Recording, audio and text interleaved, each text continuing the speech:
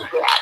Again, folks, this is Sheryl Turner, who is a friend of the mother of James Tesh, who was murdered, I believe, in Medina County. She's over here sharing her thoughts, and I think she already pretty much said who she believes committed the murder, and I agree with her. And we're going to do a part 2 eventually, but we want to hear from her. Tell us, you knew James since he was a little kid. Tell me, how was he as a child? Was he pretty well behaved, or like me? No, he was well behaved. There wasn't anything that I saw that he was just your typical boy. Right. I remember one of the last conversations I had with Mary. We were in her house, and James was living with her at the time, and she said, "Oh, the bedroom situation, with clothes on the floor and that doesn't change." And I have a son who is almost the same age as Jimmy, and so I thought, oh boy, it doesn't get any better, So, but no, I didn't, see anything. As a matter of fact, Jimmy was helping her with her resume because she was let go from one of her jobs, and needed help on the computer, so Jimmy was helping her with that. He liked to cook, so he made dinner a lot for her, especially after her husband passed away. But, right. Growing up, I didn't see anything out of the ordinary. Nothing other than what kids would do at that age. Right. And it's normal to get into a little bit of mischief as a child. But that doesn't make them a killer, neither. Right. And I can't see, I just cannot understand somebody killing their mother. As much as I'm an advocate, that's one that is kind of difficult for me. So it took Jimmy quite a bit of time to convince me, and he did, because he said, "I don't want you to believe me. I'm going to show you." I like that attitude right there. So. Right. So how long has Jimmy been locked up? Pardon me? How long has Jimmy been locked up? Do you have any idea? They took in November of 13. So. Of what year? Of 2013. Oh, 2013. Okay. Yeah. So I didn't catch that. So he's been down a little while. The oldest guy in death row is 75. He's been on death row for 25 years. I personally don't believe they're going to do any more executions, but still to make sure, I want to get the death penalty overturned so Jimmy's life is saved, for a crime he did not do. And the 200 other people, or 100 and some other people as well. I like when Jimmy calls. He treats me with respect, and he really explains it to me.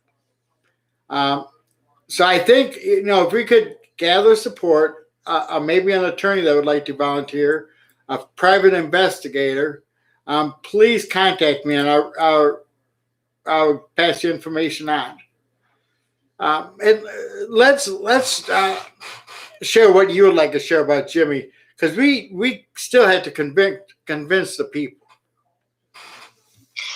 Well, I talked to the prosecutor, okay, and I talked to the prosecutor, and he then I didn't hear anything. And at the time, my husband and I and my son, we were moving, and I didn't get papers on having to testify. Okay, so those got lost in the shuffle with the mail. And I showed up in court. My husband came with me for support, and we were told that we weren't allowed to stay because they might call me as a rebuttal witness. Right. Plus, I did finally get paperwork on being a witness for the defense. So I want to say something before we go on. I want to do a shout out to Tora Ramey. She was one of our presidents from the original group that I started, Fair Treatment, Reform, and Reentry. Actually, one of the best presidents we had. She was quiet, but she still knew what she was doing. And she's the one I go to for research, Cheryl. She's a whiz on the computer. So she may come in valuable as well. If we could get even people from the communities, especially Medina, that would pull together and help this man. We're going to have a protest out in that area this summer, but we need to help him now. He's been down 15 years or so. So I think a couple years past that. Okay, that's enough babbling for me. But you have quite a few people watching this, Cheryl. Mm-hmm. Well, like I say now, so right off the bat, so I couldn't stay for the court hearing, okay, and then I would testify, in court, and afterwards I even asked my husband, did I even help? And he said, I don't even think so, because the questions they asked, wasn't even legitimate. Like, what was my relationship? I was right there. I mean, Mary had even asked me to help paint the house because she was planning on probably moving to go live with her sister. But so right away, the questions that were asked were not, it had nothing to do with the whole situation. Right. I know I talked to people at Medina afterwards, and they said that they couldn't. They saw footprints, but they couldn't take footprints in the snow, and that's not true. You can, and then there was, just different things that happened. Right. It didn't make any sense. Right. You would think they could take footprints in the snow, especially with technology. Right. And she told me that they couldn't. So, I don't know. And like I say, like this other person wasn't looked into, and she had more of a financial motive to go after Mary. So why don't you put together an affidavit with everything that you've seen that you feel was wrong and get it notarized and hold on to it? That may help in the long run. Okay. I don't know nothing about the law, but let's do whatever we can, and get as many people as we can to assist on this matter. So, folks, this is Sheryl Turner, friends with Jimmy Tesh's mother. She believes that James Tesh is innocent of his crime, and so do I. And it takes a lot to really convince me, because I was locked up with a lot of people, and you can kind of tell who's guilty and who's not. Listen to their story over and over. Who doesn't change it is innocent. Who changes it every time usually is not. So, and James has not changed his story any of the times he told me. I had him tell me 3 times because I wanted to make sure he wasn't going to change it. So, so he's past it, people. I asked James one day, I said, I bet everybody on death row claims they're innocent. He said, oh, no, just a few of us. The other ones admit guilt. Some changed and some hasn't. So I like that, people tell the truth at least. Mm-hmm. So let's see. Victoria wrote something down. The chemical component that is used to obtain footprints in concrete has components that would melt the snow. It would be better if they would have done a photo analyst. Yes. So it would have melted the snow, the component that they use. Okay, because I saw on Forensic Files one time that they did do a footprint in the snow, but I know Forensic Files is true, right? True show, but I don't know. But right, that would have been. Yeah. So a photo, and I don't know. if they could use a photo or not, but it would show, pretty much, was it a work boot? Was it a tennis shoe? That they could tell. Right. And then they might be able to put a cast over the footprint by doing it on the phone. Right. There's so many different things, especially with the computer now, that they could do. Right. They can even put faces on bones. I've watched Forensic Files so much, and I've learned so much that they could have done something like that. But right. But what? Yeah. One thing that you guys can do is contact all the big law firms in Medina and Cuyahoga County and ask them if they have a pro bono section, because some do, and they will do cases like this. But you need more than you and your husband to do it, because we're talking probably over 50 law firms. Mm-hmm. And start contacting them and ask them if they have a pro bono section, or will they be willing to do one. You never know what will happen. Okay. So it's worth a try. Right. See. Yeah. So we do have some people that can do some research if need be. That's not me. So I would have to ask other people if they can, or what can be done. So look for a private investigator as well, so they can do the research. Jimmy already has a lot of stuff accomplished, but let's see if a private investigator can find some stuff that he hasn't found. Mm-hmm. Okay, let's see. Victoria wrote, they would have used a silicone cast too, which the state of Ohio does not have the means to get a silicone cast unless they bring in the BCI unit.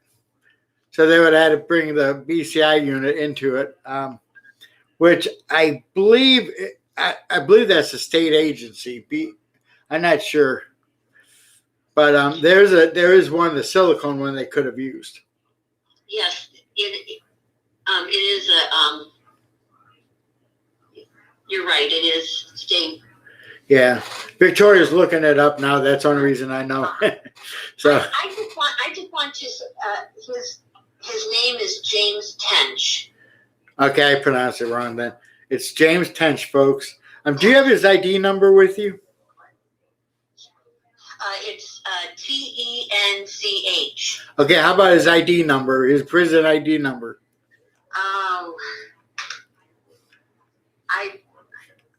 Well, I have to look at. That's fine. But people can look up Tench. I'm sure there's not too many Tenches in the state. I have it here. Okay.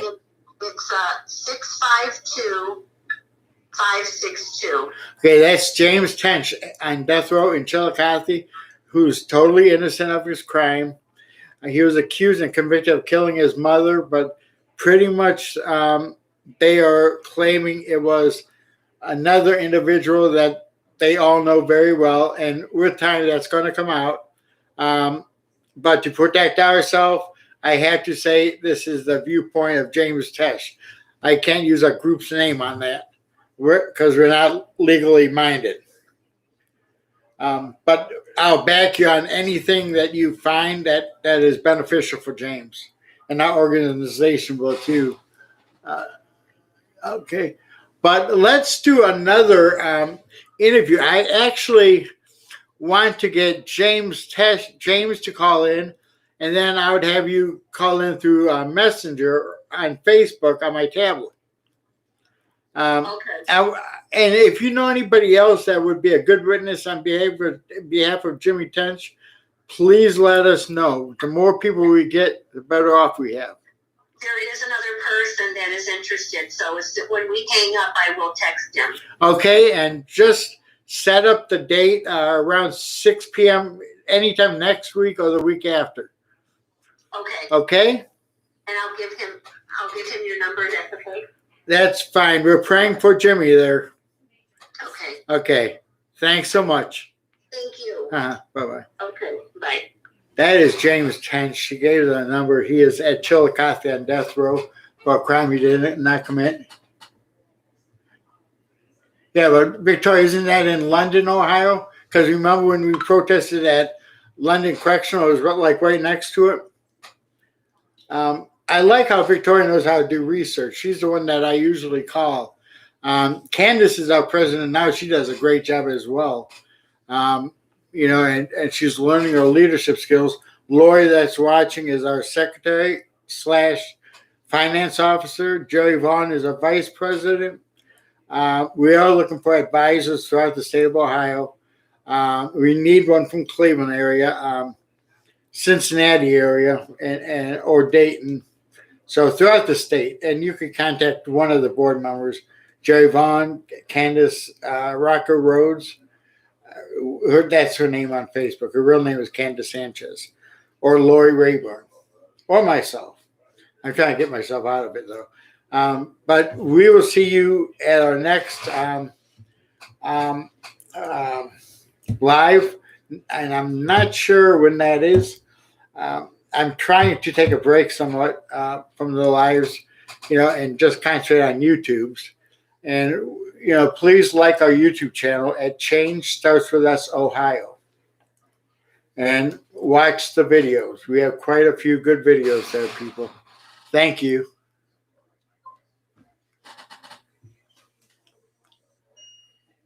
Good night, everybody.